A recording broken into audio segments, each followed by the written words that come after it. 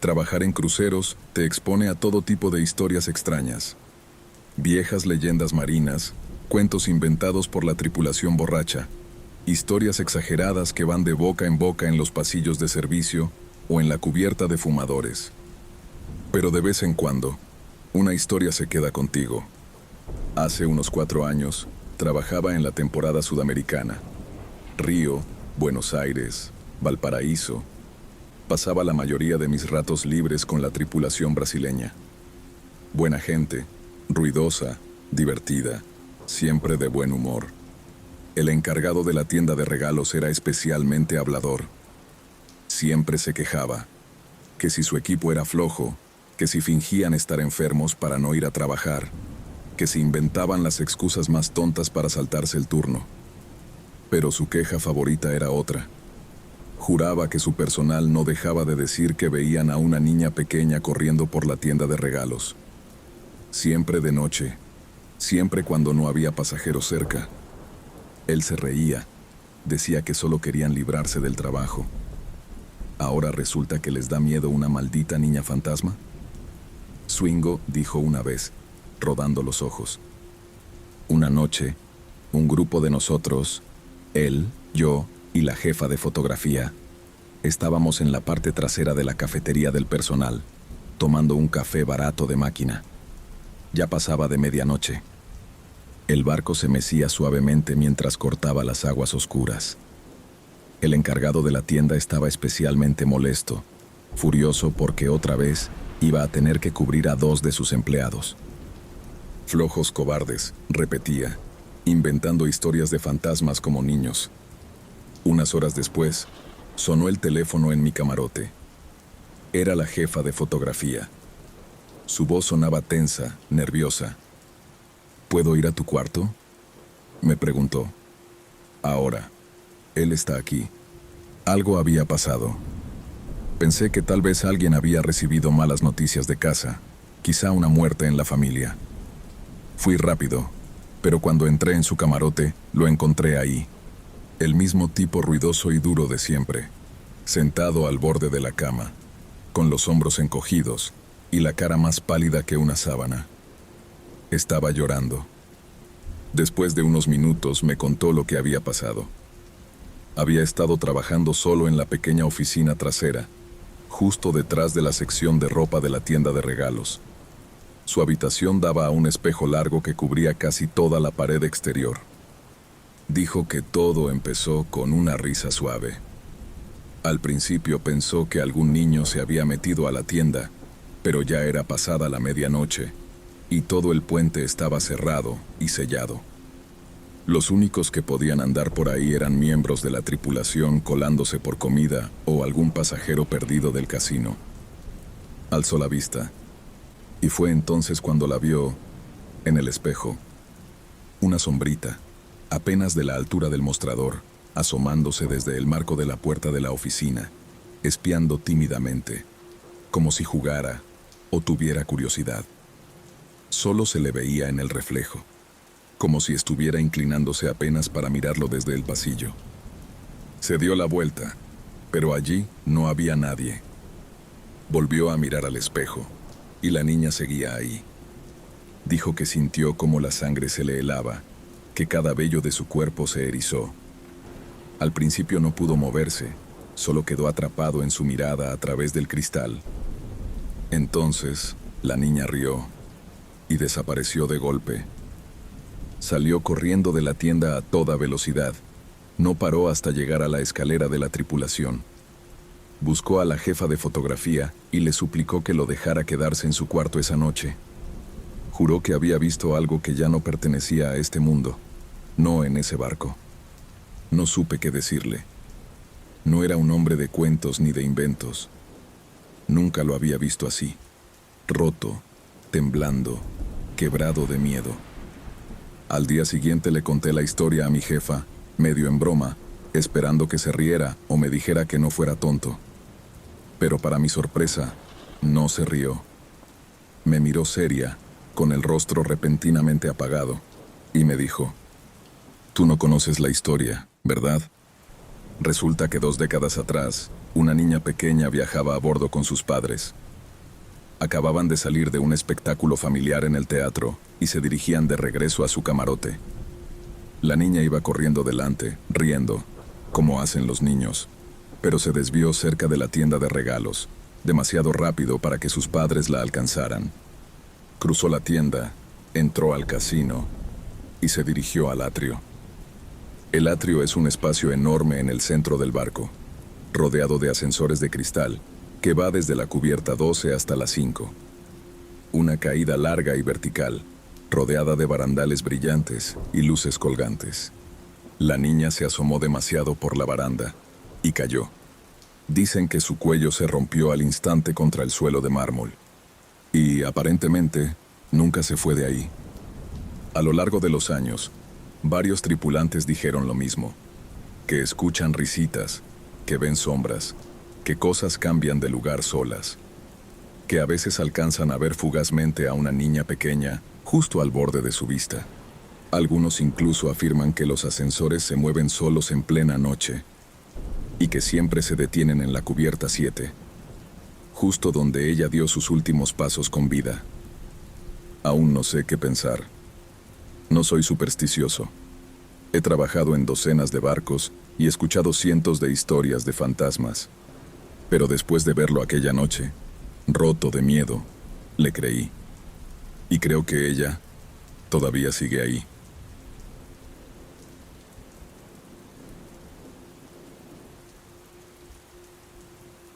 Este aterrador relato proviene de los diarios de Robert Dale Owen, quien juró que era cierto. Es una de las leyendas marinas más inquietantes jamás registradas. En 1828, Robert Bruce, un rudo primer oficial originario de Tobai, Inglaterra, navegaba a bordo de un barco mercante que se dirigía hacia el oeste a través del Atlántico. La tripulación llevaba casi 6 semanas en alta mar, y el aire se había vuelto frío y cortante a medida que se acercaban a las heladas aguas cercanas a Terranova.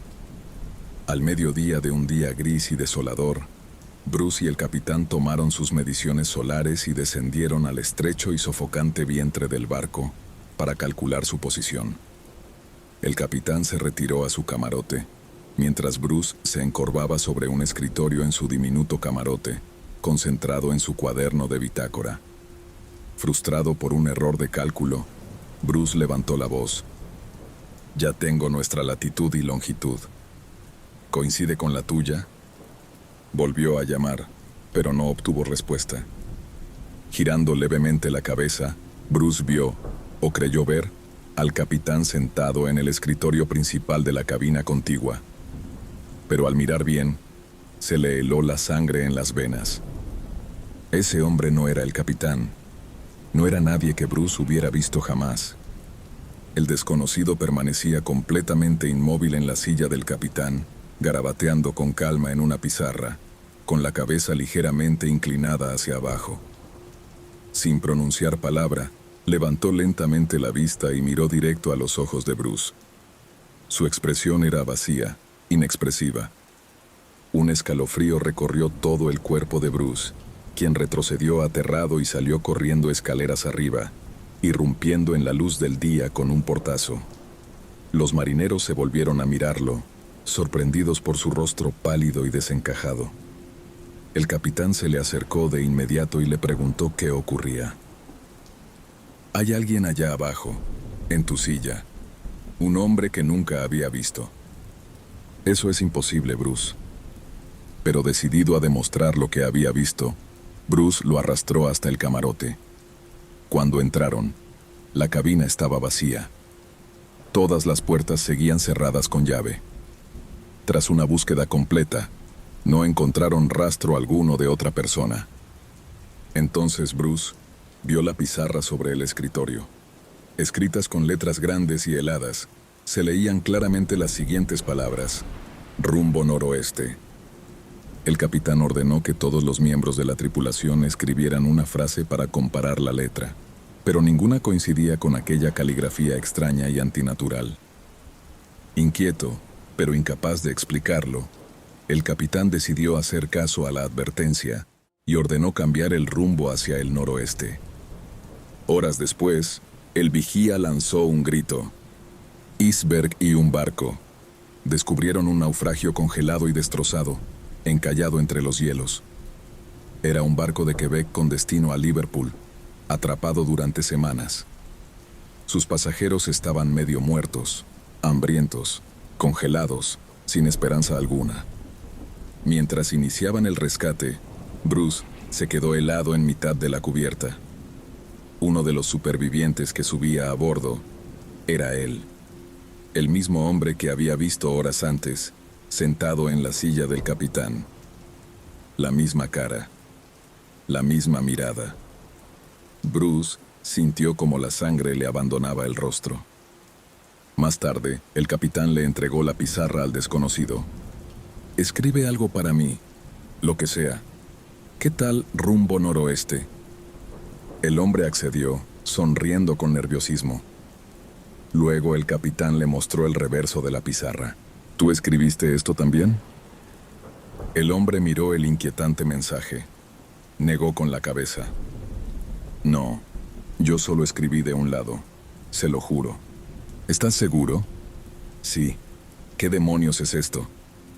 Bruce dio un paso al frente, la voz temblorosa. «Te vi, hace horas, en este barco, sentado justo ahí, escribiendo eso». El hombre se puso blanco como la cera. Admitió que, atrapado en el barco congelado, se había sumido en un extraño estado de ensoñación, y que, en ese sueño, se había visto a bordo de otro barco, de este barco. Describió su interior con asombroso detalle, a pesar de que nunca había pisado esa nave. Despertó de repente y les dijo a los otros que la ayuda venía en camino. Lo creyeron delirante, hasta que vieron la pizarra y descubrieron que la corrección del rumbo les había salvado la vida. Nadie pudo explicar jamás cómo el rostro de aquel desconocido apareció ante Bruce, ni cómo su mensaje acabó en aquella pizarra. Ni Bruce ni el hombre se recuperaron del todo de lo que vivieron. Y hasta el día de hoy, entre marineros y viejos lobos de mar, todavía se cuenta esta historia, una de las más escalofriantes leyendas del océano.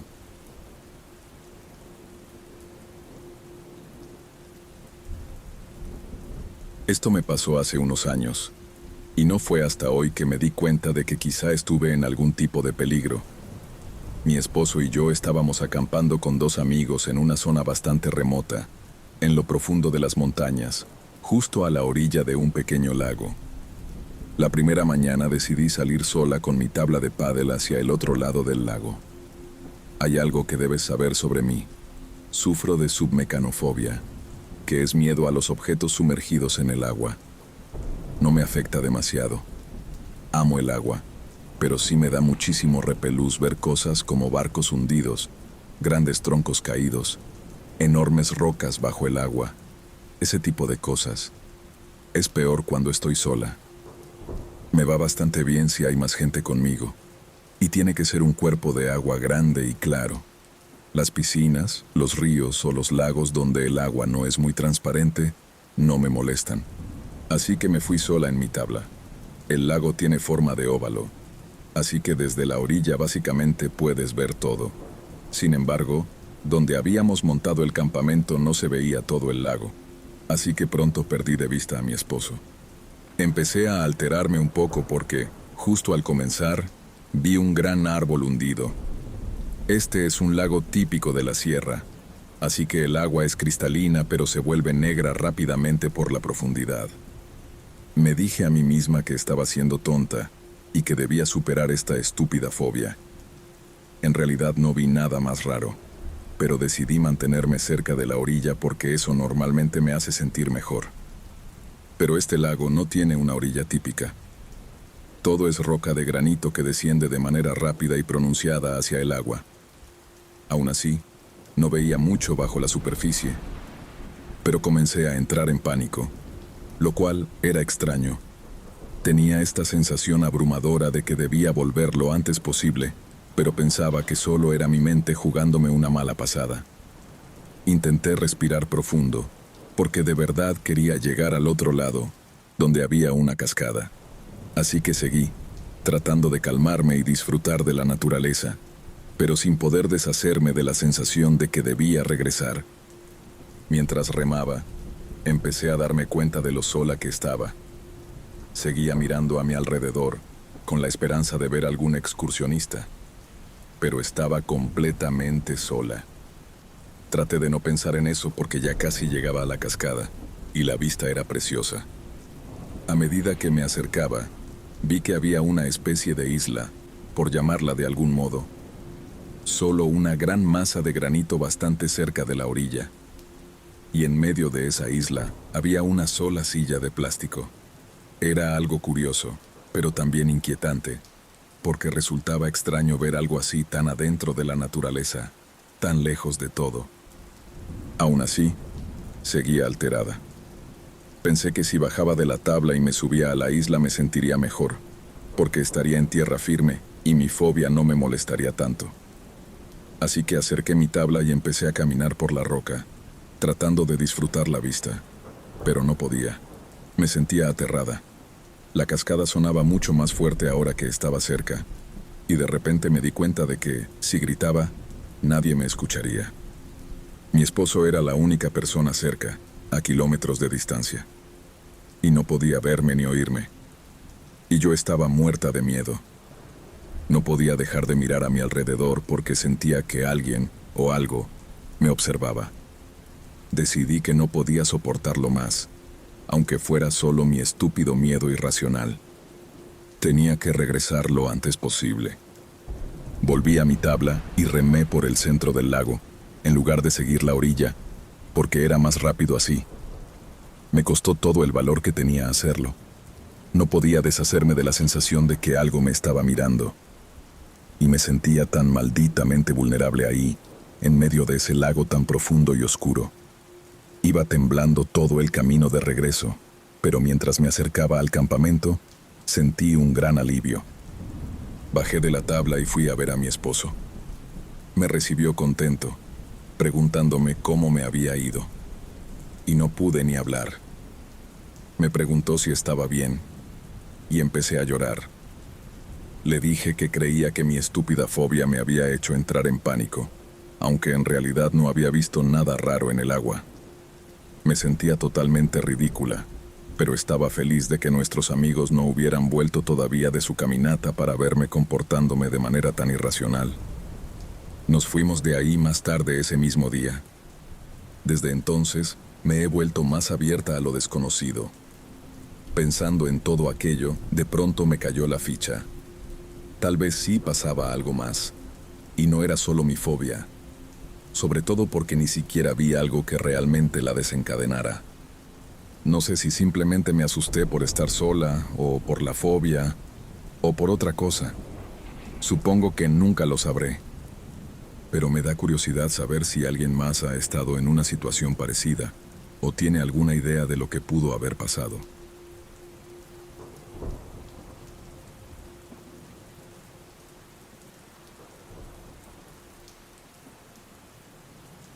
En el 2015, yo vivía en Orcus Island, Washington. Un lugar impresionante pero aislado, en el mar de Salish, al noroeste de Seattle. En el corazón de la isla, escondido bajo un denso dosel de abetos y cedros, se encuentra el lago Cascade, un cuerpo de agua profundo y brillante como el vidrio, que parece tragarse el cielo cuando el sol se oculta detrás de los árboles. Mis amigos y yo habíamos pasado todo el verano saltando desde los acantilados, nadando en sus profundidades sin fondo y descansando en sus orillas, sin tener idea de cuánto desconocíamos realmente de ese lugar.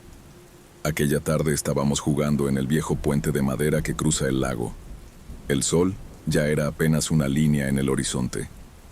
Recuerdo que un pequeño pez, agresivo y frenético, no dejaba de acercarse a nosotros, picoteando y mordisqueando como si estuviéramos invadiendo algo que no debíamos. Y fue entonces cuando mi perro, Juke, hizo algo que me revolvió el estómago. Nos habíamos movido hacia unas rocas en la orilla, pero Juke se había quedado atrás, en el puente. Nos miró y de repente se lanzó al agua. Se lanzó de tal forma que agitó el agua con tanta fuerza que por un instante parecía que corría sobre la superficie. Y eso que Yuk odiaba mojarse. Siempre había odiado el agua. Pero en ese momento nadaba desesperado, como si algo lo persiguiera, como si algo se alzara desde las profundidades justo debajo de él. Cuando por fin logró subir a las rocas junto a nosotros, estaba temblando. No de frío, sino de miedo.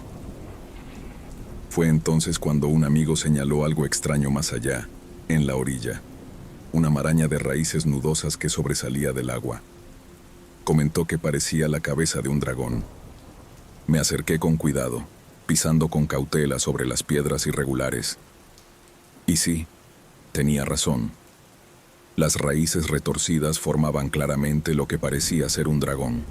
Cuernos, un largo hocico y profundas ranuras que podían ser ojos milenarios. Ya me iba a dar la vuelta cuando lo sentí. Una sensación primitiva, un vacío en el estómago, como cuando uno sabe que algo acaba de fijar su mirada en ti. Me giré. A unos 5 metros de distancia, flotando en el agua, había un tronco, o al menos pensé que era un tronco, porque ese tronco no estaba allí antes. Pero no era un tronco, estaba vivo. Su superficie era resbalosa, cubierta de un musgo oscuro que lo ayudaba a camuflarse con el agua. Pero mientras lo observaba, la ilusión se rompió. Debajo de ese disfraz, distinguí un largo hocico escamoso, unos ojos reptilianos, algo que parecían orejas o aletas pegadas contra el cráneo, y me estaba estudiando. Por un instante horrendo, ninguno de los dos se movió. Mi corazón latía tan fuerte que creí que iba a desmayarme. Entonces Yuk y Cookie lo vieron. Los dos estallaron en ladridos frenéticos, corriendo hacia el agua, con sus cuerpos tensos de puro terror. Pero la cosa no se inmutó. Seguía allí, quieto. No recuerdo haber retrocedido. Solo recuerdo que salí corriendo, con mis perros pegados a mis talones, el aire quemándome los pulmones. Cuando por fin miramos hacia atrás, ya no estaba. Al día siguiente le pregunté en broma a un viejo amigo de Bellingham si alguna vez había oído hablar de dragones de agua. Creía que solo eran supersticiones. No dudó ni un segundo. Me dijo, muy serio, ¿en serio? Nosotros teníamos que amarrar cabras cerca del lago para mantenerlos alejados. Me reí. Él no. Entonces recordé otra cosa. Un año antes de que esto pasara, en 2014, encontraron a un hombre muerto cerca de esas mismas rocas. Solo, en su tienda de campaña, cubierto de marcas de mordidas. ¿La explicación oficial? Nutrias. Pero en Orcus Island no hay depredadores naturales. No hay lobos, no hay osos. Solo está el agua y lo que habita debajo de ella. Meses después, mi entonces novia, que había crecido en la isla, me contó algo sin darle importancia. Un día, mientras manejaba cerca del lago Cascade, también lo vio. Una larga silueta negra deslizándose en silencio bajo la superficie.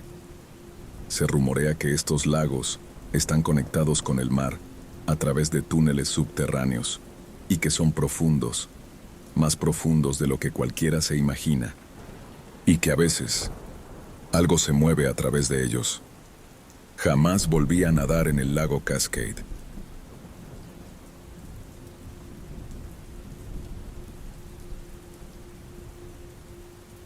Hace unos años me ocurrió uno de los eventos más inquietantes e inexplicables que he vivido, y aunque ya ha pasado un tiempo, cada vez que lo recuerdo, una sensación extraña y desagradable vuelve a mí, como si algo malo siguiera rondando. Un grupo de amigos y yo decidimos alquilar una cabaña junto a un lago para pasar un fin de semana lleno de diversión, risas y, claro, bastante alcohol. Todos teníamos entre 20 y tantos y poco más de 30 años, y el plan era simple: fiestas sin preocupaciones. Y así fue. El viernes por la noche y la mañana del sábado fueron un completo descontrol. Nadamos en el lago, Saltamos desde las rocas y estuvimos bebiendo como locos, haciendo tonterías sin parar. Pero ya para la tarde del sábado estábamos agotados. No dábamos para más. Así que decidimos que esa noche sería tranquila. Nada de alcohol, tal vez un poco de marihuana para algunos, pero en general una noche relajada, de esas donde solo charlas, escuchas música suave y disfrutas del aire fresco. Todo iba bien. Serían como las 9 de la noche. 8 de nosotros estábamos dentro de la cabaña y otros 5 afuera. La casa tenía 2 pisos, con una terraza en la planta alta y un porche trasero en la parte baja. Todo estaba rodeado de bosque, y más allá de los árboles se extendía el lago.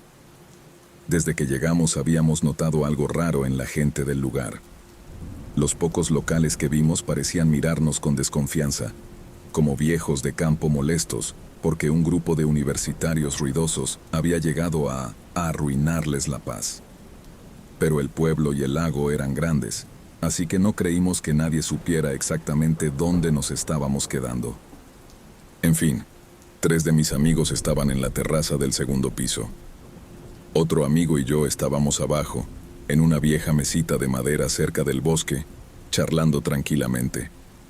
La noche era perfecta, fresca, con cielo despejado y el sonido lejano del agua moviéndose. De pronto, algo cambió. Lo notamos los dos al mismo tiempo. Una sensación extraña, casi física, nos envolvió. Era como una incomodidad intensa que venía directamente desde el bosque detrás de nosotros. Nos callamos de golpe, mirando en dirección a los árboles. Y de la nada, empezó. Un canto fuerte, perfectamente sincronizado, surgió desde el bosque. No tengo idea de qué tan lejos estaban, porque el sonido parecía subir desde la zona del lago a través de los árboles. Pero estaba claro, eran voces masculinas, muchas, cantando al unísono con una fuerza escalofriante. Sonaba como un culto, un grupo de hombres realizando algún tipo de ritual. Nos quedamos paralizados unos 20 segundos, hasta que no aguanté más. Salí corriendo hacia la casa y mi amiga me siguió de inmediato. No sé cómo explicar la sensación que provocaba ese canto, pero era casi maligna. Una energía pesada, agresiva, como si el bosque mismo nos estuviera diciendo que no debíamos estar ahí. Cuando subimos al segundo piso, temblando, salimos a la terraza donde estaban mis otros 3 amigos. Uno de ellos era mi hermano. Apenas llegamos, pregunté con la voz temblorosa. ¿Escucharon eso? Todos lo habían oído. Y justo en ese momento, volvió a empezar. Los 5 nos quedamos en silencio, mirando hacia el bosque, tratando de entender qué demonios pasaba. El canto iba y venía. A veces parecía lejano, otras veces tan cerca que creías que esas voces podían salir de entre los árboles en cualquier momento. Seguían siendo todas voces de hombres, cantando en un idioma extraño, como de alguna iglesia fanática. Pero algo en eso no era normal. Y entonces vino lo peor. Después de una de las rondas de cantos, sonó un golpe metálico tremendo, como si alguien hubiera golpeado una enorme lámina de acero con toda su fuerza. Y tras eso, un grito de hombre. No un grito normal, no de susto ni de juego. Era un lamento desgarrador, de dolor extremo. Era tan real, tan crudo, que todos nos quedamos helados. Sentí cómo se me erizaba la piel de pies a cabeza. Mi hermano y yo nos miramos sin decir palabra, con una mezcla de horror y esa tonta emoción de estar viendo algo prohibido, pero no había nada divertido en esto. El grito cesó, volvió el canto, y poco a poco, como si nada, fue apagándose hasta desaparecer por completo. Quise llamar a la policía. Estaba seguro de que alguien había salido herido, o peor. La combinación de esas voces, ese extraño canto, el golpe y ese grito humano me hicieron pensar en un sacrificio, en algún rito oscuro que jamás debimos haber escuchado. Uno de mis amigos intentó bromear diciendo que seguro eran borrachos haciendo estupideces en el bosque. Pero no, Eso no lo hacían borrachos. Cantaban perfecto, al mismo ritmo, en una lengua que no conocíamos, y luego el golpe, el grito, el silencio. No, eso no era gente ebria divirtiéndose. Al final no llamamos a nadie. La zona boscosa era tan grande y densa que ni siquiera podías decir con certeza de dónde venía todo eso. La casa estaba en lo alto, mirando hacia el bosque y el lago. Podía haber sido en cualquier parte.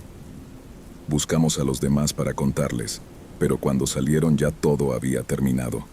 Alguien propuso ir a explorar, a buscar el lugar exacto, pero por supuesto, nadie fue tan tonto como para aceptar. Después de eso, no podía esperar a que llegara la mañana. La sensación de alivio que sentí al conducir lejos de ese lugar al día siguiente, no la puedo describir. Era como si una sombra se quitara de encima de nosotros. Hasta hoy, cada vez que lo recuerdo, me da esa misma mala sensación en el pecho. Lo que fuera que pasó esa noche, no era normal. Algo oscuro, malvado, ocurrió ahí. Y no pienso volver jamás.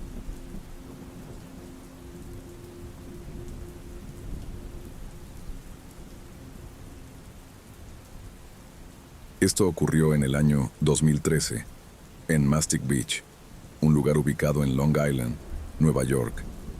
Mastic no era precisamente un sitio seguro. De hecho, todo lo contrario. Un día de agosto decidí ir a Mastic Beach. Esa playa era conocida por estar extremadamente sucia. Casi nunca la limpiaban. Pero era la más cercana a donde vivía, y no podía ir a una playa mejor porque la otra más cercana quedaba a unos 35 minutos en coche. Y yo solo tenía un permiso de aprendiz en ese entonces. En teoría no debía conducir solo, pero esa playa estaba a apenas 5 minutos de casa y nunca había policías patrullando por la zona. Cuando llegué, no había un solo auto a la vista. Saqué una silla, una toalla y mi bolso del carro y los coloqué sobre la arena. Después caminé hasta la orilla y metí los pies en el agua. Seguí avanzando un poco más. El agua ya me llegaba a las rodillas. Pensé en nadar, pero al ver el agua tan turbia y llena de algas, decidí salir de nuevo a la orilla. Me senté en la silla y me sequé con la toalla. No tenía intenciones de irme pronto porque hacía calor y el sol estaba brillante. En lugar de volver al agua, preferí caminar a lo largo de la playa. Era una franja larga de arena y me pareció buena idea estirar las piernas. Llevaba unos 10 minutos caminando cuando empecé a notar un olor extraño. Al principio supuse que sería basura tirada por ahí, o quizá un pez muerto. Pero mientras seguía avanzando, el olor se hacía más fuerte y más insoportable. Durante todo el camino no miré hacia ningún lado, solo al frente, como si caminara viendo fijo a las 12 en punto. Pero de repente sentí que mi pie golpeaba algo duro y peludo. Bajé la vista. Lo que vi es de esas cosas que uno solo espera encontrar en historias de terror. Justo frente a mí, en la arena, estaba la cabeza sin vida de una anciana. Sus ojos y su boca estaban abiertos más de lo que un rostro humano debería poder abrirse. Fue una imagen grotesca, antinatural. Grité como una niña y salí corriendo como si tuviera esteroides en el cuerpo. No sé cómo no me desmayé. Corrí sin detenerme hasta llegar a mi silla, donde me desplomé y vomité de la impresión, con el estómago revuelto por lo que acababa de ver. Saqué el teléfono de mi bolso con las manos temblando y llamé a la policía. La operadora del 911 me pidió que le contara todo, cada detalle, y así lo hice. Luego me indicó que me quedara en el lugar, que ya enviaban patrullas. Cuando los oficiales llegaron, les mostré exactamente dónde estaba el cuerpo. Me agradecieron y me dijeron que me fuera a casa, que la playa sería cerrada de inmediato porque se convertiría en una escena bajo investigación. Pasaron unas 3 semanas, calculo, cuando una mañana encendí las noticias, como hacía todos los días, y escuché que finalmente habían identificado a la mujer muerta. Su nombre era Diane Ross. Tenía 63 años. También revelaron que su muerte no fue accidental. Había sido asesinada. La causa oficial fue una puñalada en la parte trasera del cuello. No podía creerlo. Jamás lograron encontrar huellas de ADN del asesino. Nunca atraparon al culpable. Y eso es lo que más miedo da. Saber que quien hizo eso sigue suelto. Hasta el día de hoy nunca he vuelto a esa playa. Y jamás lo haré. Incluso me mudé a otro pueblo en Long Island, uno más seguro, más acomodado, donde la tasa de crimen es bajísima. Han pasado 11 años desde aquello, pero todavía siento que fue ayer. El tiempo vuela, pero los recuerdos de ese día siguen tan nítidos como siempre.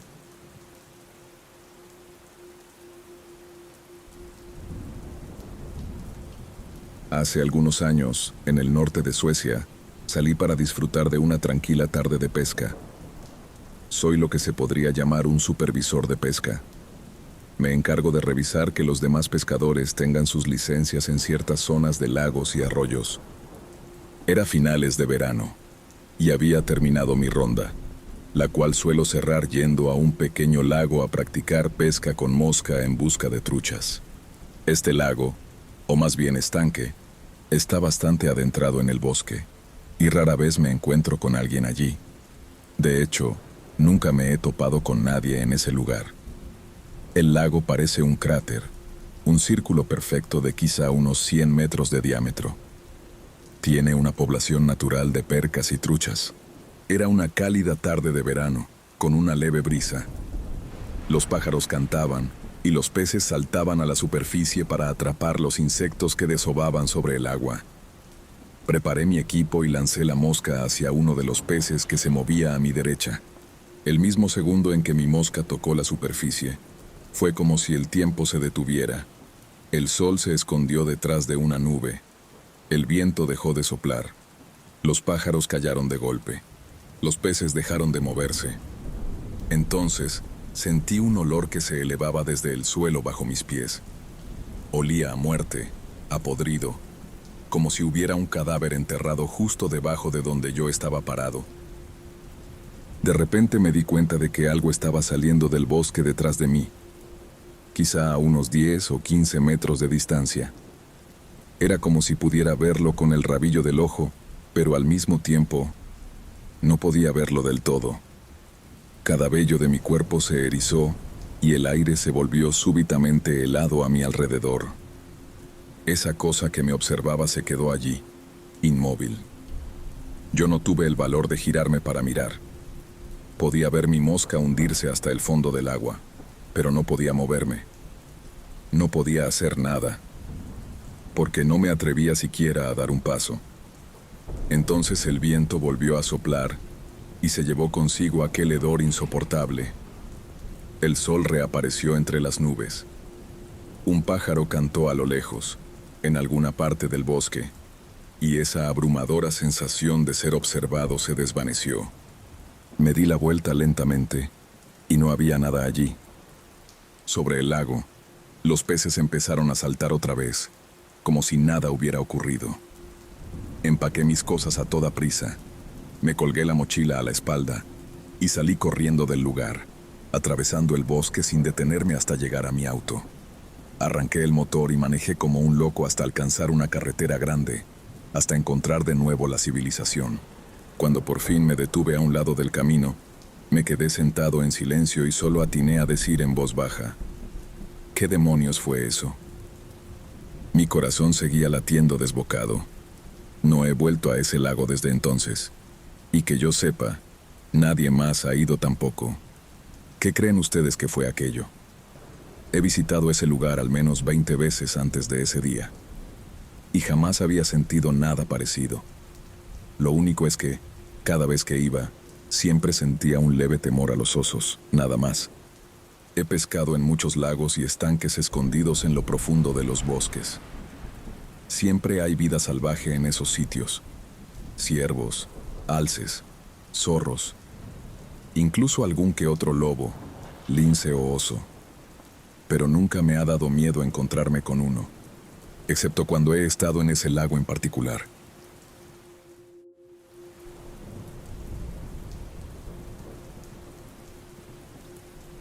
Esta es una historia de mi madre.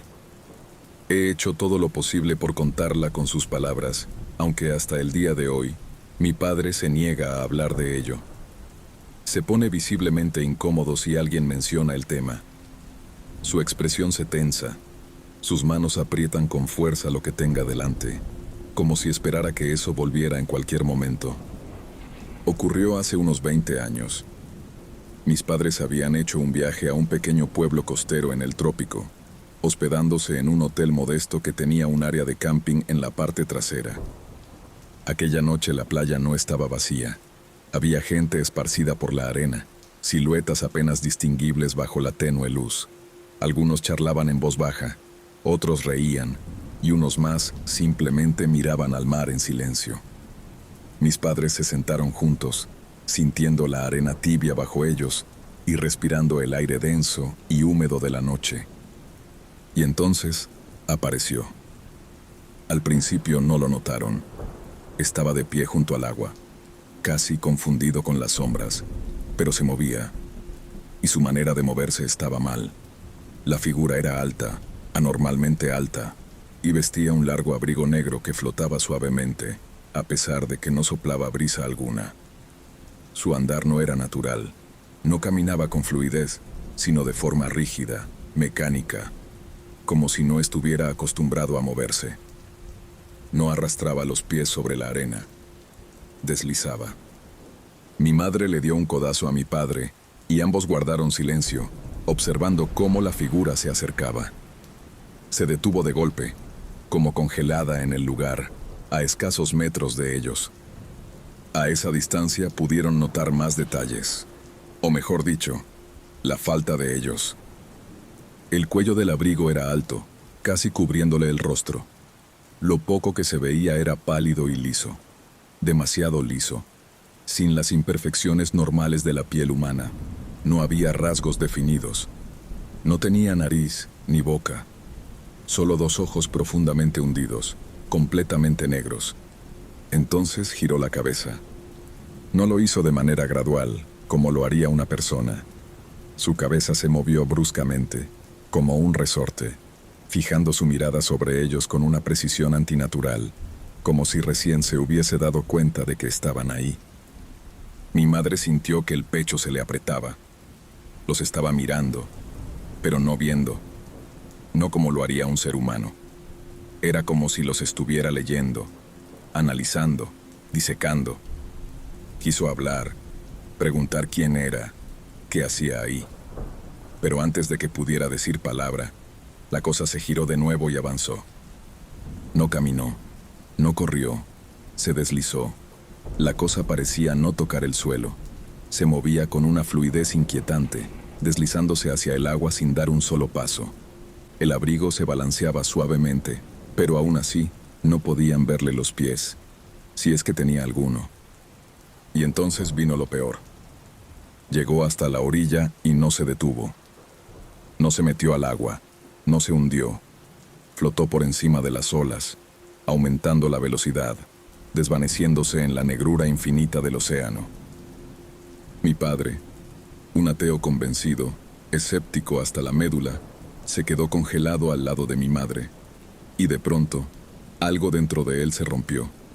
Sin pensarlo, se levantó de un salto y echó a correr tras la figura. Mi madre gritó, suplicándole que se detuviera, con el pánico subiéndole por la garganta. Lo vio correr por la arena, como si intentara alcanzar lo imposible, como si tratara de obligarse a creer que aquello tenía una explicación lógica, racional, real. Pero cuando llegó al agua, ya no había nada. La cosa había desaparecido. Se quedó allí de pie, jadeando, mirando fijamente hacia la oscuridad infinita. Permaneció así mucho tiempo, con los puños apretados, los hombros tensos, como esperando que algo regresara. Finalmente, se dio la vuelta y caminó de regreso.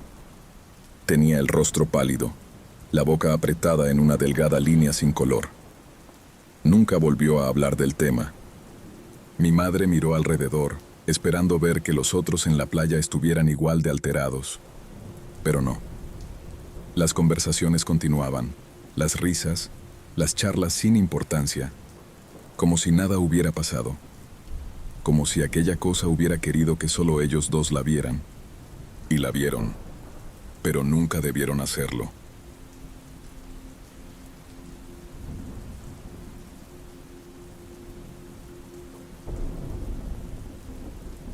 Esta es una historia real que incluye un viejo cuento de mi abuela, así que es exactamente lo que parece. La verdad de su exactitud depende de lo que cada quien decida creer. Pero las partes que involucran a mi mamá, a mi hermana Al y a mí son 100% reales. Teníamos unos 8 o 9 años el día que mamá nos llevó a recorrer el páramo. Era un día caluroso y brillante, a mitad de las vacaciones de verano. Habíamos salido a recoger materiales naturales para hacer un collage cuando volviéramos a casa. La mochila de mamá ya iba llena de plumas sueltas, hierbas silvestres, hojas y ramitas, y estábamos de regreso a casa, donde la abuela preparaba una tarta de queso y ensalada para la cena. Como todos estábamos muy acalorados y un poco cansados, mamá decidió que cruzaríamos el río para refrescarnos en lugar de volver por las colinas, como habíamos ido. La idea de empujar mi pequeña silla de ruedas a través del fondo lodoso y enredado de algas del río nunca pareció preocupar a mamá. Tenía 26 años, sana y fuerte, y conocía ese páramo como la palma de su mano. El río no era muy profundo en ese tramo, así que mamá inclinó mi silla hacia atrás, le pidió a Al que sujetara bien el mango, y nos metimos al agua. Al instante, la ropa se nos empapó, y Al y yo empezamos a gritar, reír y salpicarnos entre carcajadas de pura felicidad. Entonces las vimos. Algas, flotando con la corriente del río, balanceándose de un lado a otro como el cabello largo, enredado y descuidado de una mujer. Y tuve la extraña impresión de que lo que veíamos bien podía ser una cosa o la otra. Miré a Al y supe en ese mismo instante que ella también había tenido esa inquietante idea. Las algas empezaron a enroscarse en nuestras piernas y en las ruedas de mi silla, haciendo que avanzar se volviera más trabajoso. Nuestros gritos alegres se transformaron en gemidos y quejidos de incomodidad y asco, al sentir cómo las algas nos acariciaban y tiraban suavemente de las piernas. En ningún momento mamá pareció ansiosa o inquieta. Solo repetía: «Son solo algas de río, niñas. Vamos, no sean tontas. Las han visto 1000 veces». Finalmente llegamos a la otra orilla. Mamá arrastró mi silla de ruedas de espaldas por la ribera fangosa, mientras Al trepaba por la pendiente y se sentaba a mi lado. Las dos nos quedamos allí, en silencio, mirando fijamente el río y ese mar de verde que flotaba en la superficie. No sé cuánto tiempo pasó, pero sentimos que fue larguísimo, aunque en realidad no debió ser más de 10 minutos antes de continuar el camino a casa. Esa noche, después de un baño caliente de burbujas, una cena de tarta de queso con ensalada, y ya con nuestros pijamas de franela y calcetines suaves, sentadas junto al fuego con una taza de té caliente en las manos, le contamos a la abuela nuestra pequeña aventura. Ella dio un sorbo a su té y nos habló de cabellos verdes. Según nos contó, había sido una persona real, aunque su nombre verdadero se había perdido con el tiempo, o eso decía convenientemente Alani, mi hermana. Vivió en el pueblo alrededor de 1912, antes de que la zona se urbanizara y modernizara como es ahora. Era una joven buena, de rostro bonito y largo cabello rubio. Hija de un respetable granjero, estaba profundamente enamorada de un apuesto soldado. Se iban a casar, pero antes de que pudieran hacerlo, estalló la Gran Guerra y su joven prometido fue enviado al frente. Murió allí, destrozado por una granada de mano. Cuando ella supo la noticia, viuda sin haber llegado a ser esposa, perdió toda voluntad de vivir. Enloquecida por el dolor, fue hasta ese mismo río por donde mamá nos hizo cruzar y se lanzó a las aguas. En aquel entonces el río era tan salvaje como la tierra que lo rodeaba. Para cuando hallaron su cuerpo, estaba hinchado, azul, medio devorado por los peces. Su largo cabello enroscado se había entretejido con las algas babosas y las largas hebras de hierbas apestosas del fondo del río. De hecho, el forense que le hizo la autopsia dijo que tal vez habrían encontrado el cuerpo mucho antes, de no ser por esas oscuras y densas algas verdes que parecían haberse enroscado en sus miembros y torso, anclando su cadáver al lecho del río durante días. Desde entonces se decía que ese tramo del río estaba maldito, o embrujado, o ambas cosas. Un sitio peligroso. Algunos aseguraban haber visto el espíritu de la joven, arrodillada junto a la orilla, llorando amargamente. Otros, más a menudo, decían ver el cuerpo de la muchacha flotando en la superficie, con su largo cabello verde, o las algas, extendiéndose tras ella en el agua. Así fue como la llamaron cabellos verdes.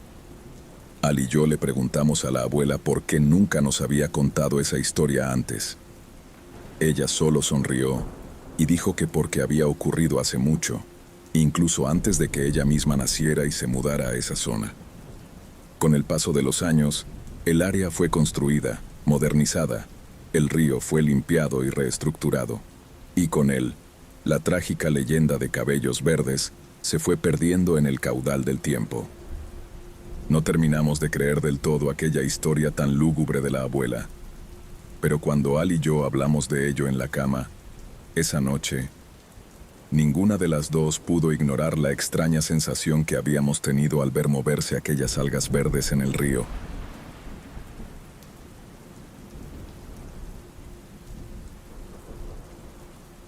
Han pasado muchos años desde aquello. Para que se entienda mejor, un cenote es un sumidero natural donde la gente suele ir a nadar.